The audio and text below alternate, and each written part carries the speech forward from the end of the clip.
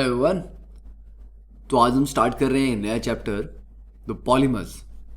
Polymers अपने आप में एक इम्पॉर्टेंट चैप्टर है बिकॉज ये बहुत ही इजी और स्कोरिंग चैप्टर है। इसमें आपको सिर्फ और सिर्फ एनसीईआरटी कवर करनी है। That is we are going to study this chapter only from the NCERT text book.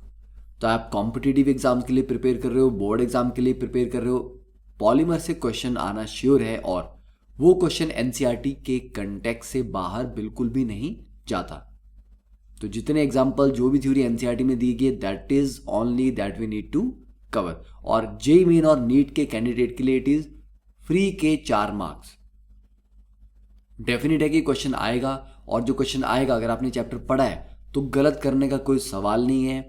क्यों? क्योंकि इसमें कोई न्यूमेरिकल बेस्ड क्वेश्चन नहीं आएगा, ज़्यादा सोचने वाला मैकेनिज्म वाला इस तरह की चीज़ें नहीं है। अगर आपने सारे के सारे इसके पॉलीमर्स, उनके मोनोमर्स, उनका जो डिफरेंट वैरायटी है क्लासिफिकेशन की, वो सारी याद कर रखी है, then there is no worry about this chapter. और बहुत स्कोरिंग है, इसलिए इस चैप्टर को, छोटा सा चैप्टर, इसको स्किप नहीं करना है। ठीक है, तो व्हाट आर द ऑब्जेक्टिव्स? अब इस यूनिट में हम क्या क्या पढ़ने वाले हैं? We are going to study the term monomer. Polymer क्या होते हैं? ये बेसिक टर्म्स आपको पता होंगी डेफिनेटली कि पॉलीमर क्या बनता है। पॉलीमर एक लॉन्ग चेन है जिसमें एक यूनिट को या एक मॉलिक्यूल को बार बार रिपीट करके ऐड किया जाता है। जैसे आपके पास मान लीजिए ए है, उसके एक और मॉलिक्यूल को कनेक्ट कर दिया, एक और कनेक्ट किया, एक और कनेक्ट किया, तो इस तरह की एक लॉन्ग चेन बनती जाती है। This is called polymer. इसका ये जो सिंगल रिपीटिंग यूनिट होता है इसको बोलते हैं हम monomer. And this process is called polymerisation. ठीक है, इनकी इंपॉर्टेंस, इनका डे टू डे लाइफ में कहाँ कहाँ हम यूज करते हैं, that we will discuss. Then we will distinguish between the various classes of polymers and the different type of polymerization processes. Then the formation of polymer from mono and bifunctional monomer molecules. Then the preparation of some important synthetic polymers, उनकी properties क्या हैं and their usage in daily life. देखिए, जब NCERT ने start किया है co-polymerization word से, it has been used by nature in polypeptides which may contain as many as 20 different amino acids. Co-polymerization में क्या होता है कि एक पॉलीमर को बनाने में जो मोनोमर लगते हैं वो एक से ज्यादा लगते हैं। ठीक है, अब कितने मोनोमर लग सकते हैं? तो बोलता है नेचर में जो पॉलीपेप्टाइड्स बनते हैं उनमें 20 डिफरेंट अमीनो एसिड तक कंबाइन कर रहे हैं पॉलीमराइजेशन प्रोसेस में। That is a large number. ठीक है, हम अभी तक वहां पहुंचना बहुत दूर है, हम बहुत पीछे हैं। ठीक है, तो definitely nature is leading the way here. Now तो पॉलीमर्स की जो एवरीडे यूजेज है that is clear from this paragraph. ठीक है, इसको पढ़ लेते एक बार। तो do you think that daily life would have been easier and colourful without the discovery of varied application of polymers? जो पॉलीमर्स, आप प्लास्टिक बकेट्स की बात करें, कप्स, सॉसेस, toys, packaging bag, synthetic clothing material, automobile tyres, gear, seal, ठीक है, electrical insulating material, machine parts, ये almost everywhere.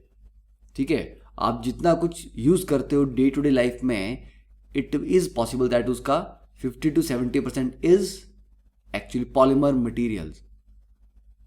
ठीक है, और इस टॉपिक की इंपॉर्टेंस इसलिए भी है क्योंकि अगर आप आगे साइंस में कंटिन्यू करते हैं तो आपको ऑर्गेनिक केमिस्ट्री के मैकेनिज्म, इन सारी चीज़ों से ज़्यादा जो काम आएगा वो आएगा इन चीज़ों का knowledge, because the science is working towards creating even better polymers. और वैरायटी के पॉलीमर्स हमारे पास हों जिनको हम और अलग अलग एप्लीकेशन में यूज कर पाएं। तो इसके ऊपर रिसर्च प्रेजेंटली बहुत ज़्यादा चल रही है। ठीक है, तो ये सुनने में, समझने में बोरिंग टॉपिक लग सकता है, but science point of view से देखा जाए तो आज के टाइम में it is very important topic, क्योंकि इसी के ऊपर काम हो रहा। तो it is important that you understand the basics of this chapter. Okay, तो we can say that the polymers are the backbone of our 4 major industries, जैसे कि प्लास्टिक्स हैं, elastomers, fibres, paints, varnishes. Now the word polymer comes from the Greek word poly, that means many, बहुत ज्यादा, मर means unit और part. तो बहुत सारे पार्ट मिलके एक लॉन्ग चेन स्ट्रक्चर बना रहे हैं, दैट इज कॉल्ड पॉलीमर। तो पॉलीमर इज डिफाइंड एज, अगर आपको डेफिनेशन पूछी जाएगी तो यहां से आप लिखेंगे, तो polymer is defined as very large molecule having high molecular mass ठीक है, तो इसका जो मॉलिक्यूलर मास है that is around 10⁻³ to 10⁻7 unified mass. Now these are also called macromolecules. Macromolecules आपने पढ़ा था कॉलिगेटिव प्रॉपर्टीज या सरफेस केमिस्ट्री में पढ़ा था आपने.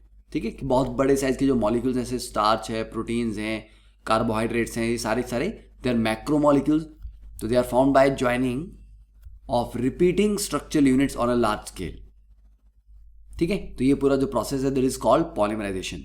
तो पॉलीमराइजेशन का एक कॉमन एग्जांपल जो आपने पहले से सुना भी होगा दैट इज द पॉलीथीन. तो पॉलीथीन क्या है? जो आप पॉलीथीन बैग्स एवरीडे यूज करते हो, अब तो काफी जगह बैन भी हो चुके हैं. तो पॉलीथीन इज बेसिकली पॉलीइथीन. तो उसका जो बेसिक यूनिट है that is ethene, CH2 double bond CH2. इसके n यूनिट्स लगेंगे और वो आपस में कंबाइन करेंगे. ठीक है, किस तरह से कंबाइन कर रहे हैं आप ऐसे समझ लो, एक CH2 डबल बॉन्ड CH2, यहां पर एक और लिखते हैं CH2 डबल बॉन्ड CH2. अब ये वाला जो पाई बॉन्ड है इमेजिन करो ये यहां पे शिफ्ट हो जाए इन दोनों के बीच में, ये वाला आगे शिफ्ट हो जाए, तो इस तरह से क्या हो जाएगा, ये पाई बॉन्ड निकल जाएगा, इन दोनों के बीच में बॉन्ड बन जाएगा, पीछे से एक आ रहा होगा यहाँ पे. तो इस तरह से CH2 CH2 CH2 CH2 की एक लॉन्ग चेन बनती जाएगी. तो हमारे पास जो रिपीटिंग यूनिट आएगा that is this CH2 CH2 का रिपीटिंग यूनिट बन जाएगा. और ऐसे n रिपीटिंग यूनिट मिलके एक पॉलीथीन पॉलीमर बना देंगे. तो CH2 CH2 N. ठीक है, क्लियर?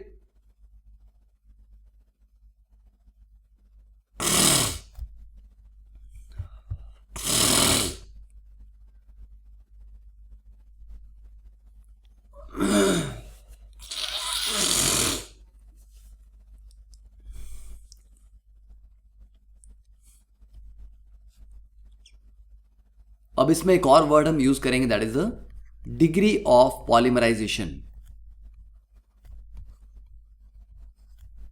ठीक है, degree of polymerisation that is DP. तो डिग्री ऑफ पॉलीमराइजेशन का मतलब क्या है कि नंबर ऑफ रिपीटिंग यूनिट्स, कि कितने सारे मोनोमर्स मिलके एक पॉलीमर बना रहे हैं.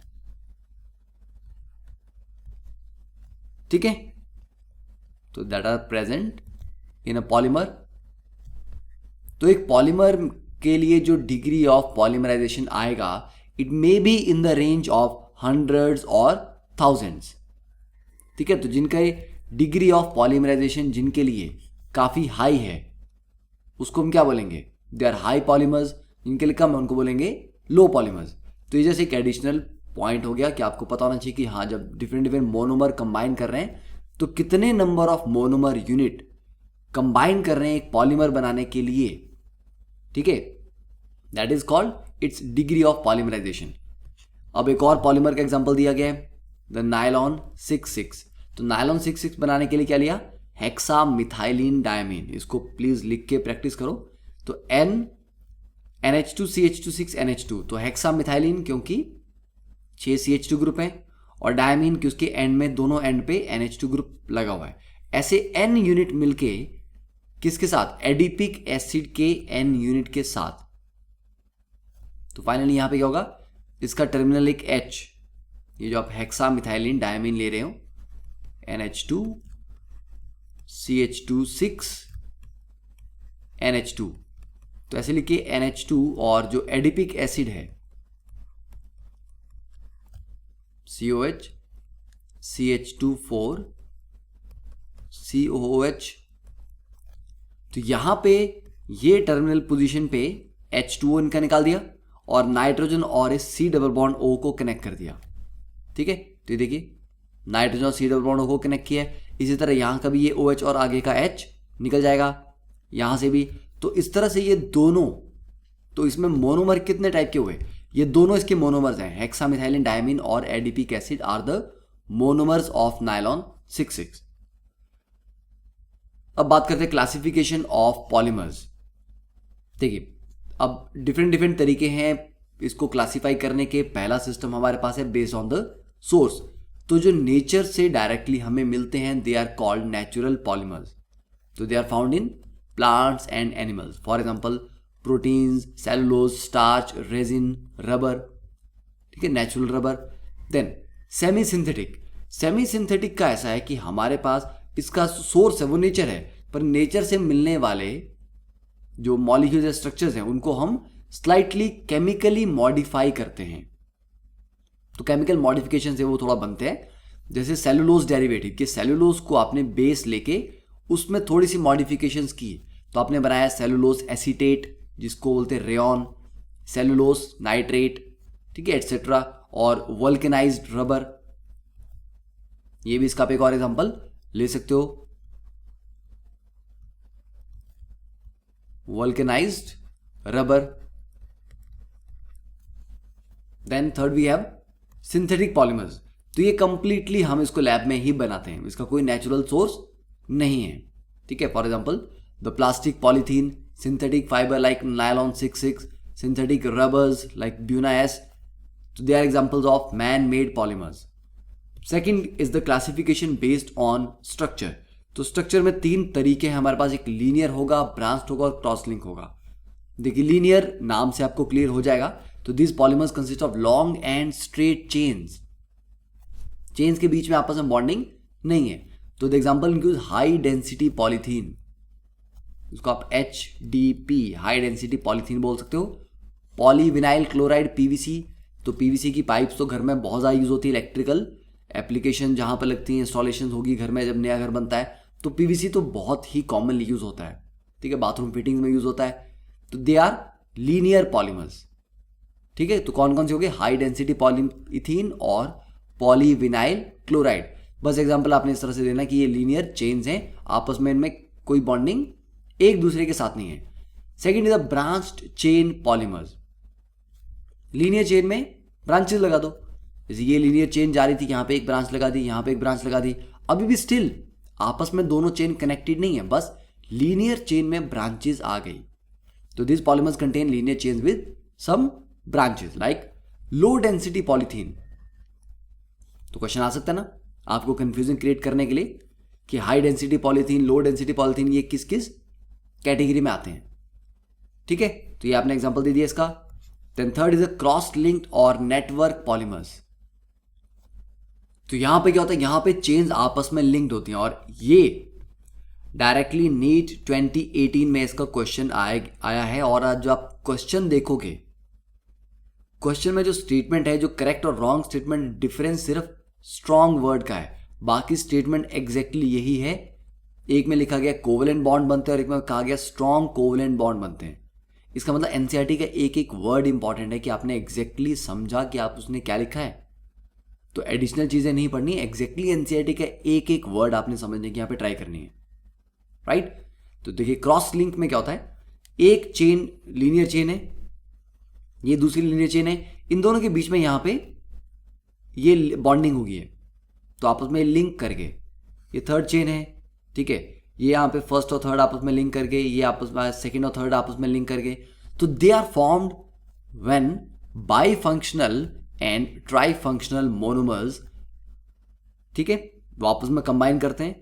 And they contain strong covalent bonds between various linear polymer chain, for example Bakelite, melamine etcetera. बस उस एटसेट्रा में ज़्यादा जाने की ज़रूरत नहीं है। बाकी इसके ऊपर जो एडिशनल एग्जाम्पल्स हैं that will be discussing at the end of the chapter. ये सारे जो क्लासिफिकेशंस और इनके ऊपर जो एग्जाम्पल कुछ एडिशनल करने हैं वो लास्ट में हम एक बार रिवाइज करेंगे एक टेबल पे, ठीक है। तो अभी सिर्फ इतने पे ही फोकस करो। Now next is the classification based on the mode of polymerisation. अब ये आ गया कि मैकेनिज्म क्या है, कि किस तरह से वो पॉलीमराइज करते हैं, ठीक है। तो फर्स्ट कैटेगरी आ गई एडिशन पॉलीमर। तो एडिशन पॉलीमर का मतलब है कि सिंपली दो मॉलिक्यूल ऐड हो रहे हैं, और मतलब दो क्या मल्टीपल मॉलिक्यूल्स या मोनोमर्स ऐड हो रहे हैं, दैट इज सिंपल एडिशन। तो आपने जो ऑर्गेनिक केमिस्ट्री में एडिशन रिएक्शन पढ़ा है, क्या पढ़ा था, सिंपल एडिशन। वहां पर कोई एलिमिनेशन किसी चीज की नहीं होती, कोई जैसे आप एल्डोल कंडेंसेशन पढ़ते थे, तो कंडेंसेशन का वर्ड क्या था कि दो चीजें तो आपस में कंबाइन होकर एक नया स्ट्रक्चर बना रही हैं, बट साथ में एक वाटर मॉलिक्यूल या कोई और मॉलिक्यूल भी रिलीज हो रहा है, तो that was called condensation. Addition में कुछ रिलीज नहीं होता, सिंपली ऐड हो जाते हैं डिफरेंट डिफरेंट स्पीशीज। तो ये पॉलीमराइजेशन है, तो यहाँ पर repeated addition of monomer molecule will result in the formation of a addition polymer. ठीक है, अब दो चीज़ों को ऐड करना है, तो ऐड करने के लिए सिर्फ इथीन में एग्जांपल हमने लिया था कि एक इथीन का मॉलिक्यूल, ये जो डबल बॉन्ड है ये नेक्स्ट मोनोमर के बीच में शिफ्ट करेगा, इन दोनों को ज्वाइन करेगा, ये वाला आगे वालों को ज्वाइन करेगा। तो मतलब हमें डबल और ट्रिपल बॉन्ड चाहिए, तो they are formed by repeated addition of monomer molecules possessing double और triple bond. For example the formation of polythene from ethene and polypropene from propene. तो पॉलीप्रोपीन, प्रोपीन का क्या करना आपने, देखो CH3 CH double bond CH2। तो ये जो CH3 था इसको मैंने ऊपर की तरफ क्यों लिखा, क्योंकि आगे ये हिंडर करेगा। ठीक है, जैसे ये है, तो यहां पे ये डबल बॉन्ड यहां जम करके इन दोनों के साथ कनेक्ट होगा, ये वाला आगे कनेक्ट होगा। अगर मैं CH3 को बीच में लिखता तो ये CH3 वाला कार्बन ऑलरेडी 4 बॉन्ड बना चुका है, 4 सिग्मा बॉन्ड बना चुका है, 5वां बॉन्ड नहीं बनेगा, तो इसको आप लीनियर चेन में नहीं लेंगे, ये ब्रांच में रहेगा। ठीक है, तो पॉलीइथीन बना सकते हो, पॉलीप्रोपीन बना सकते हो। तो ये ध्यान रखना है कि पॉलीप्रोपीन में ये जो CH3 था ये ब्रांच में आ गया।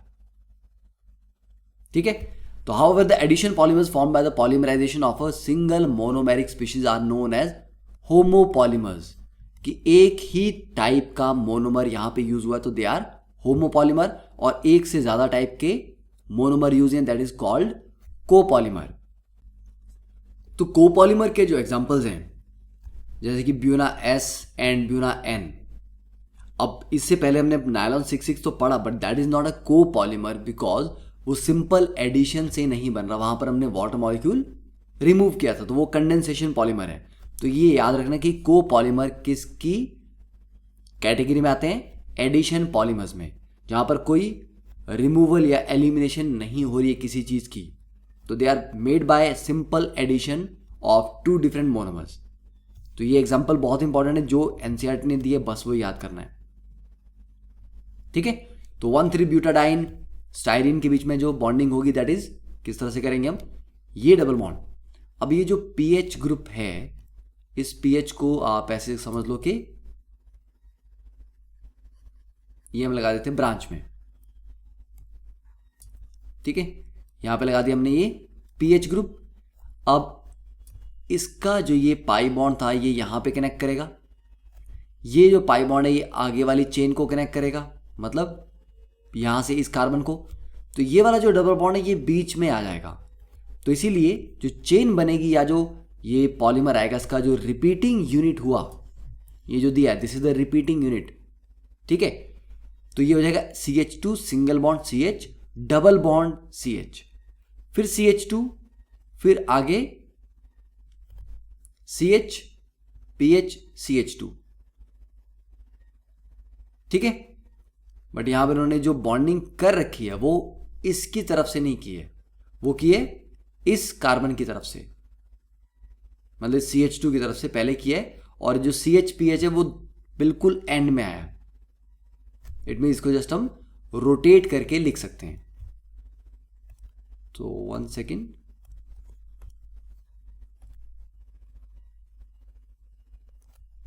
तो यहां पे अगर हम इसको ये CH2 और यहां पे PH कर लें, राइट, तो स्टाइरिन को आप डायरेक्टली ऐसे ही लिखो CH2 डबल बॉन्ड CH-PH और यहां से कनेक्ट कर लो। तो ये ध्यान रखिए कि जो PH है फिनाइल ग्रुप वो लास्ट वाले कार्बन पे अटैच्ड है। तो ये हो गया butadiene styrene copolymer that is Buena S। तो ये सारा याद करने वाला काम है। इवन मैं अगर इसको कुछ टाइम तक नहीं पढ़ूंगा तो मुझे भी भूल जाएगा, तो जितना आप लिख के प्रैक्टिस करोगे उतना ही याद रखने का स्कोप इसमें रहेगा। Second, the condensation polymers. देखिए condensation polymer just like aldol condensation जो आपने पढ़ा है कि वहां पर क्या होता है, कुछ कंडेंसेशन हुई, मतलब दो चीजें ऐड तो हो रही हैं but with the removal of a third molecule, a small molecule, right.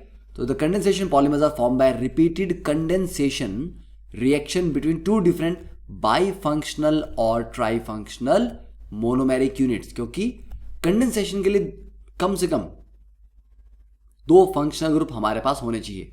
जैसे यहाँ पे NH2 फंक्शन ग्रुप है, यहाँ पे कार्बोक्सिल है, तो दोनों के बीच में वाटर का रिमूवल हो रहा है, राइट। तो कंडेंसेशन के लिए बाई फंक्शनल और ट्राई फंक्शनल मोनोमर चाहिए थे, एंड इस रिएक्शन में there is elimination of a small molecule like water निकल गया, अल्कोहल, हाइड्रोजन क्लोराइड एटसेट्रा।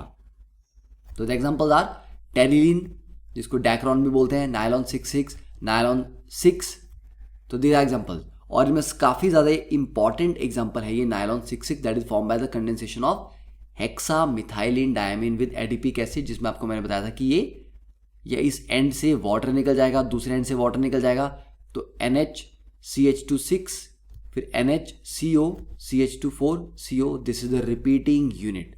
तो रिपीटिंग यूनिट करेक्टली याद रखने हैं। Then example 15.1 is CH2CH-PHN a homopolymer or a copolymer। तो देखो इसमें डायरेक्टली क्या लग रहा है आपको, ये जो तीन इसके पार्ट हैं, हमारे पास आ गया CH2CH-PH, ठीक है, इस तरह से आगे ये कनेक्टेड रहेगा। तो क्या लग रहा है ये दो पार्ट से मिलके बना हुआ है ये वाला स्ट्रक्चर? नहीं, क्योंकि पीएच का इसमें कोई रोल है नहीं, पीएच के डबल बॉन्ड को हमने कहीं यूज किया नहीं है, और बाकी एक डबल बॉन्ड लाने के लिए मिनिमम 2 कार्बन तो चाहिए, तो इन दोनों के बीच में डबल बॉन्ड था, ठीक है। तो इट इज अ होमोपॉलीमर, एक ही टाइप के मोनोमर से ये मिलके बना हुआ है, और मोनोमर क्या है इसका? Styrene. Then next, classification is based on the molecular masses, sorry, molecular forces। तो large number of polymer applications they depend on कि पॉलीमर की प्रॉपर्टीज कैसी कैसी है, जैसे उनकी टेंसाइल स्ट्रेंथ कैसी है। अब आप घर में जो बकेट यूज करते हो उसका जो प्लास्टिक है वो डिफरेंट होगा। अगर इंडस्ट्रियल एप्लीकेशन अगर करनी है तो वहां पर जो प्लास्टिक यूज होगा उसकी जो प्रॉपर्टी होंगी वो डिपेंड करेगा कि वहां पर रिक्वायरमेंट कैसी प्रॉपर्टीज की। तो डिफरेंट पॉलीमर्स की अपनी यूनिक मैकेनिकल प्रॉपर्टीज होती हैं, टेंसाइल स्ट्रेंथ क्या है, इलास्टिसिटी, टफनेस एटसेट्रा। तो ये प्रॉपर्टी कैसे डिफाइन की जाएगी? ये प्रॉपर्टी जब हम डिफाइन करते हैं या हम एक नया पॉलीमर बनाने जा रहे हैं और हम चाहते हैं उसमें इस तरह की प्रॉपर्टीज हों, तो हम कैसे ऐसा डिसाइड करेंगे कि हाँ इस तरह की प्रॉपर्टीज उसमें आएंगी? बिकॉज वी नो कि इंटरमॉलिक्यूलर फोर्सेज अगर स्ट्रांग हो तो किस तरह की प्रॉपर्टीज आती हैं, अगर क्रॉस लिंकिंग करा देंगे उनकी तो किस तरह की आएगी, अगर लीनियर रहेंगे, क्रॉस लिंकिंग नहीं होगी तो क्या वो फ्लेक्सिबल रहेंगे, सॉफ्ट रहेंगे, या हार्ड हो जाएंगे, रिजिड हो जाएंगे। तो किस तरह से डिफरेंट मोनोमर आपस में कनेक्टेड हैं, इंटरमॉलिक्यूलर फोर्सेज कितने स्ट्रांग है, वीक हैं, उससे उनकी मैकेनिकल प्रॉपर्टीज गवर्न होती हैं। तो हम बोलते हैं these mechanical properties are governed by the intermolecular forces. For example the van der Waals forces or the hydrogen bond or the strong covalent bond between the linear chains, ठीक है। तो the forces also bind the polymer chain, जो हमने पढ़ा था cross linking वाले में। तो in this case we classify the polymers into 4 different categories based on the magnitude of intermolecular forces present in them। पहला आ गया इलास्टोमर्स। तो इलास्टोमर जैसे नाम से थोड़ा आपको आइडिया लग रहा है कि इलास्टिसिटी इनमें है, रबर टाइप प्रॉपर्टी। तो these are actually rubber like solids with elastic properties. तो ये आगे elastomers. Now in these elastomeric polymers the polymeric chains are held together by the weakest intermolecular forces. इसीलिए ये इतना फ्लेक्सिबल है, अगर फोर्सेज स्ट्रांग होंगी तो वो रिजिड होंगे, उनको बेंड करना मुश्किल होगा। तो they are held together by weakest intermolecular forces. Now these weak binding forces permit the polymer to be stretched. A few crosslinks are introduced. ठीक है, a few crosslinks, ज़्यादा नहीं, अगर ज़्यादा crosslink आपने लगा दिया तो ये rigid हो जाएगा। A few crosslinks are introduced in between the chains which help the polymer to retract to original position। कि एक बार आपने stretch कर दिया तो it should come back to its initial position, उसको वापस से अपनी पुरानी पोजीशन में आना भी है, ठीक है। तो रबर को आप खींचते हैं वो स्ट्रेच होता है, छोड़ते हैं तो वापस अपनी पुरानी पोजीशन में आता है। तो इसीलिए we need some cross links, right. तो इसका एग्जांपल हो गया buna S, buna N, neoprene, elastomers. Neoprene का ये मोनोमर याद करना है। Then second category is the fibres. देखिए फाइबर्स में they are the thread forming solids which possess high tensile strength. तो फाइबर नाम से क्लियर भी हो रहा है कि फाइबर आपने जनरली कहाँ वर्ड सुना होता है, क्लोथ फाइबर, ठीक है, कपड़े जो होते हैं उनमें फाइबर्स जो हैं। तो फाइबर बेसिकली जो थ्रेड जिससे बनता है वो बेसिकली फाइबर से बनता है। तो fibres are the thread forming solids which possess high tensile strength and high modulus. Now these characteristics can be attributed to the strong intermolecular forces like hydrogen bonding. तो fibers में hydrogen bonding चाहिए. Then these strong forces also lead to close packing of chains and thus impart crystalline structure. तो fibers have crystalline nature and examples are polyamide जैसे कि nylon 66 है, polyesters, terylene etcetera. तो बस इसमें बहुत ज़्यादा समझने वाला कुछ है नहीं, अदरवाइज हमें बहुत डिटेल में चीज़ों को पढ़ना पड़ेगा जिसकी ज़रूरत हमारे लिए नहीं है। तो नायलॉन 66 का monomer. Then third category is thermoplastic polymers. तो दो टाइप के आ जाएंगे आगे हमारे पास, थर्मोप्लास्टिक और थर्मोसेटिंग। थर्मोप्लास्टिक में क्या है कि ये हीट करने पे सॉफ्ट हो जाते हैं और ठंडा करने में फिर से हार्ड हो जाते हैं। जैसे कि बाथरूम में आप जो प्लास्टिक यूज़ करते हो, ठीक है, सोप डिश है, आपकी बकेट है और the mug that you use, तो they are basically thermoplastic polymer. क्योंकि अगर आप उसको गर्म पानी में डालते हैं तो बेसिकली क्या होता है, वो सॉफ्ट हो जाता है और ठंडा होने पे अगेन हार्ड हो जाता है। तो मतलब अपनी शेप को वो रिटेन नहीं करता। तो दीज आर लीनियर और slightly branched long chain molecules capable of repeatedly softening on heating and hardening on cooling. तो ये आप रिपीटेडली कर सकते हो। And they possess intermolecular forces of attraction intermediate, बहुत स्ट्रॉन्ग भी नहीं है, बहुत वीक भी नहीं है। तो their forces are intermediate between elastomers and fibres. मतलब फाइबर में बहुत स्ट्रॉन्ग है, इलास्टोमर्स में बहुत वीक हैं। तो इसके एग्जाम्पल है polythene, polystyrene, polyvinyls. Then fourth is the thermosetting polymers. Thermosetting में ऐसा नहीं होता कि आप उसको हीट करोगे तो वो सॉफ्ट हो जाएगा। तो this polymers are cross linked, heavily branched. तो इनके बीच में क्रॉस लिंकिंग इतनी स्ट्रांग है कि उनको बेंड करना या सॉफ्ट करना हीट करने पे is not possible because attractive forces are very strong. या chains are connected, cross linked with each other with strong bonds. तो which on heating undergo extensive cross linking in moulds and again become infusible. Infusible मतलब उनको melt हम नहीं कर पाएंगे easily. तो this can not be reused. Some common examples are bakelite, urea formaldehyde, resins. ठीक है, तो हीट करने पे क्या होता है, इनको हीट करने पे दे undergo extensive cross linking and become infusible. तो थर्मोसेटिंग हीट करने पे सॉफ्ट हो जाते हैं, थर्मोप्लास्टिक हीट करने पे सॉफ्ट हो जाते हैं, थर्मोसेटिंग हीट करने पे सॉफ्ट नहीं होते, they undergo extensive cross linking. तो examples bakelite, urea formaldehyde. Now next is the classification based on growth polymerisation. ठीक है, now the addition and condensation polymers are nowadays also referred as chain growth polymers and step growth polymers, depending upon कि कौन सा mechanism वो follow करते हैं। ठीक है, अब ये इन टेक्स्ट क्वेश्चन आपको कर लेने हैं। What are polymers, how are polymers classified on the basis of structure. तो इसके शॉर्ट नोट्स, अपने नोट्स 3-4 पेजेस के बना लोगे तो बहुत ईजी रहेगा आपको रिवीजन के टाइम पे। अदरवाइज एनसीईआरटी से बार बार याद करने में थोड़ा टाइम ज़्यादा लग सकता है। अपने नोट्स बनाओगे तो नेक्स्ट टाइम याद जल्दी होगा। तो now the types of polymerisation reactions. ठीक है, देखिए अब दो हमारे पास ब्रॉड टाइप्स ऑफ पॉलीमराइजेशन होंगी, दैट इज द एडिशन और चेन ग्रोथ पॉलीमराइजेशन। तो मतलब ये एक टाइप है। सेकंड इज द कंडेंसेशन और स्टेप ग्रोथ पॉलीमराइजेशन। तो एडिशन या चेन ग्रोथ देखते हैं पहले। तो एडिशन वर्ड से आपको समझ रहा है कि एक मोनोमर में दूसरा ऐड किया, तीसरा ऐड किया, तो इस तरह से कुछ चीज़ों को ऐड करना है बेसिकली। तो in this type of polymerisation the molecules of the same monomer or different monomers, they add together on a large scale to form a polymer, and the monomers used are unsaturated compound, क्योंकि unsaturated compound में जो double bond triple bond है वही दो monomer के बीच में bonding करवाते हैं, उन्हीं इलेक्ट्रॉन को हम यूज़ करते हैं।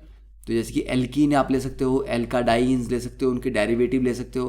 तो this mode of polymerisation leading to an increase in chain length और chain growth can take place through the formation of either free radicals और आयनिक स्पीशीज। मतलब chain growth polymerisation free radical mechanism भी follow कर सकता है और आयनिक mechanism भी follow कर सकता है, पर the free radical governed addition is the most common.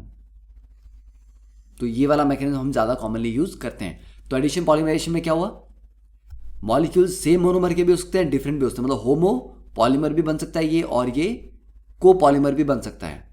Then हमें अनसैचुरेटेड कंपाउंड चाहिए, जैसे एल्कीन्स, अल्काडाइंस और उनके डेरिवेटिव। तो धीरे धीरे धीरे क्या होगा, ये एक एल्कीन आपने लिया, ठीक है,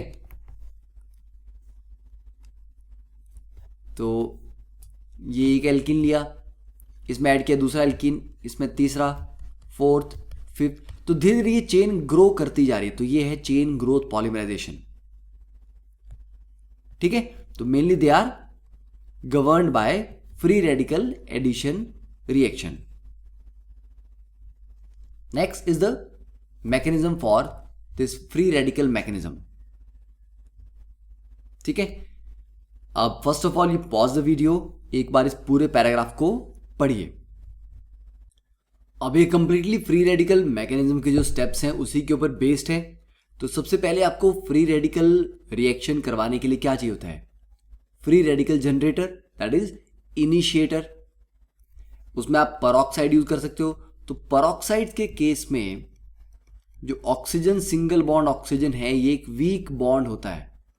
तो वीक बॉन्ड होने की वजह से ये इजीली होमोलाइसिस के अकॉर्डिंग ब्रेक होगा evenly, that will result in the formation of radicals. तो स्टार्टिंग में हमने क्या लिया, एक free radical initiator, for example benzoyl peroxide, acetyl peroxide या टर्ट ब्यूटाइल परऑक्साइड, मतलब परऑक्साइड ही लेना है, ठीक है। फिर फॉर एग्जांपल इन्होंने दिया है कि इथीन को पॉलीमराइज करने के लिए, मतलब इथीन से पॉलीथीन बनाने के लिए हम क्या करते हैं, इथीन को हीट करते हैं या लाइट की प्रेजेंस में एक इथीन का मिक्सचर और बेंजोइल परऑक्साइड, मतलब इथीन और बेंजोइल परऑक्साइड के एक मिक्सचर को हम एक्सपोज करेंगे लाइट में या उसको हीट करेंगे, तो that will start the free radical reaction. The process start with the addition of phenyl free radical form by the peroxide. तो देखो डायरेक्टली इसको यहाँ पे मैकेनिज्म देखते हैं। तो chain initiation step, benzoyl peroxide था, ये O single bond O bond homolysis से जनरेट करेगा PHCO रेडिकल। अब ये JEE एडवांस्ड में इस मैकेनिज्म के ऊपर क्वेश्चन पूछा गया है।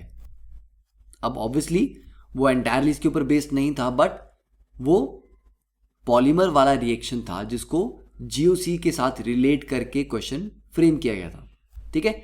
तो पहले स्टेप में क्या गया, पहले स्टेप में डायरेक्टली PH रेडिकल नहीं बने, PHCOO रेडिकल।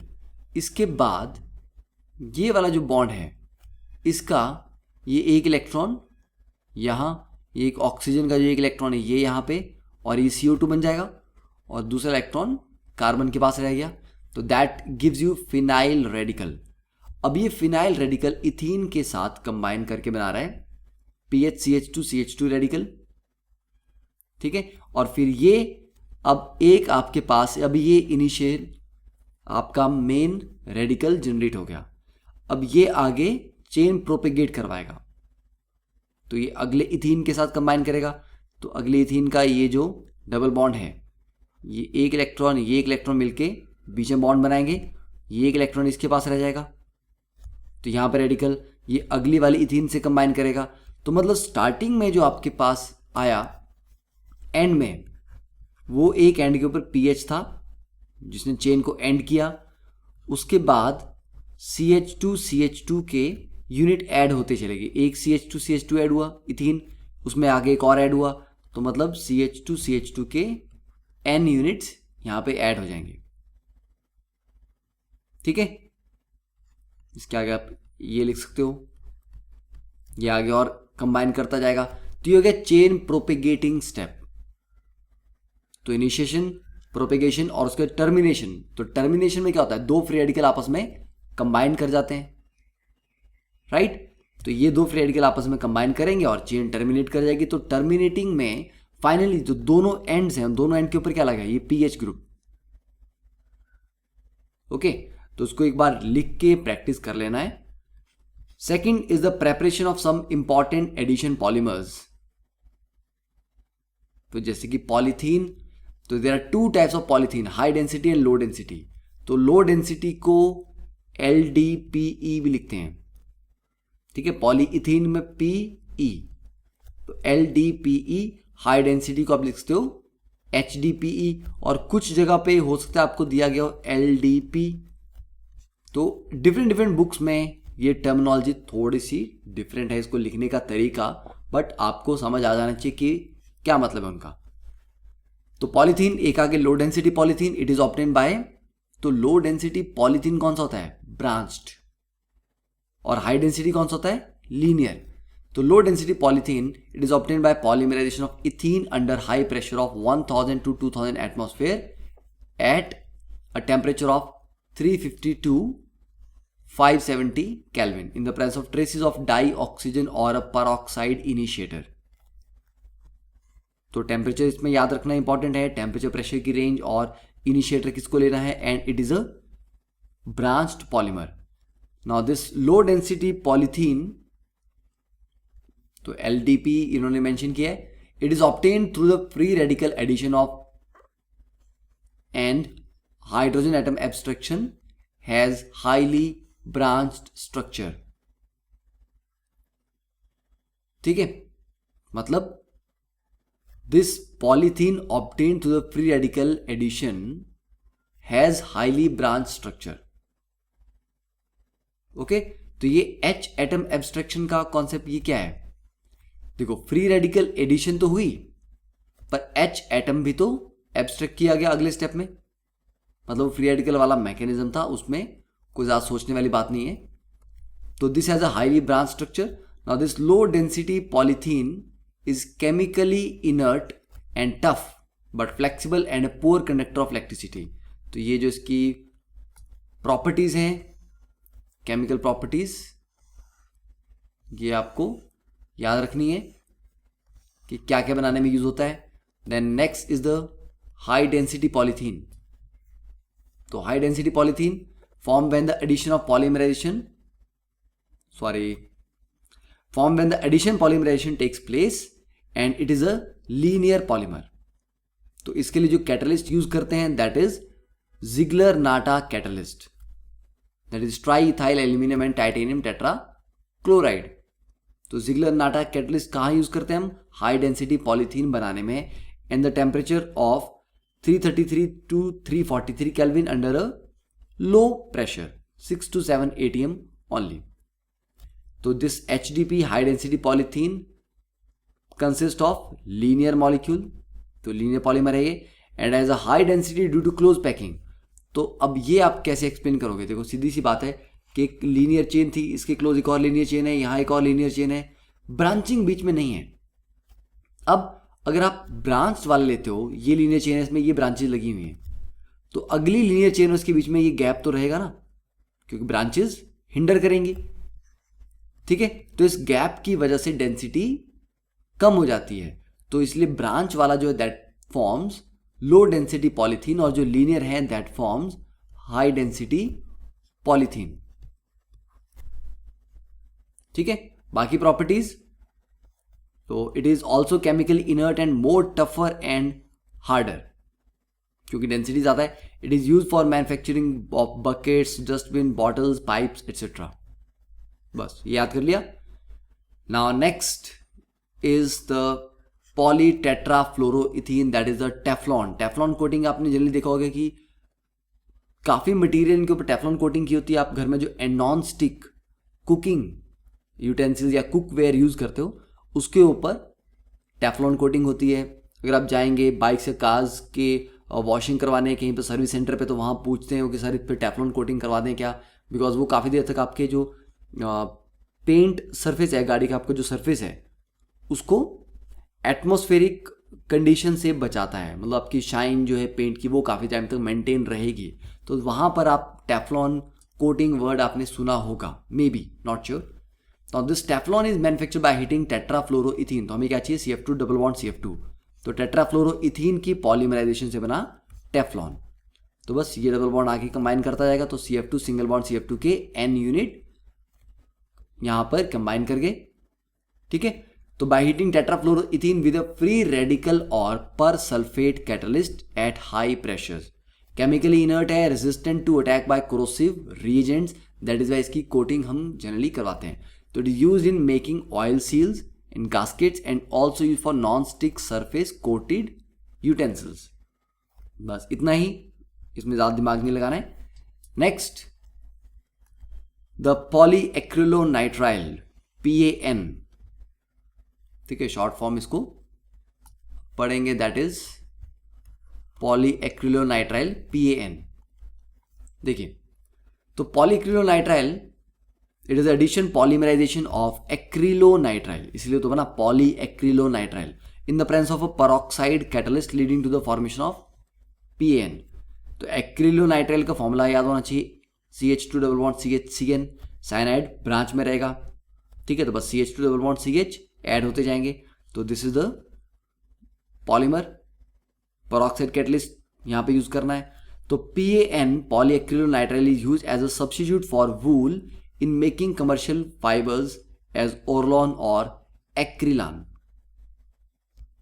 बस, तो आई थिंक इतना अभी के लिए सफिशिएंट है। नेक्स्ट लेक्चर में we will continue with the condensation polymerisation और स्टेप ग्रोथ पॉलीमराइजेशन। तो एक बार उसको NCERT से थोड़ा बहुत पढ़ के आओ। तो will try to finish this chapter in the next lecture, और उसके बाद हम प्रीवियस ईयर के क्वेश्चन पे प्रैक्टिस करेंगे, ठीक है। तो see you in the next class. Thank you, have a nice day.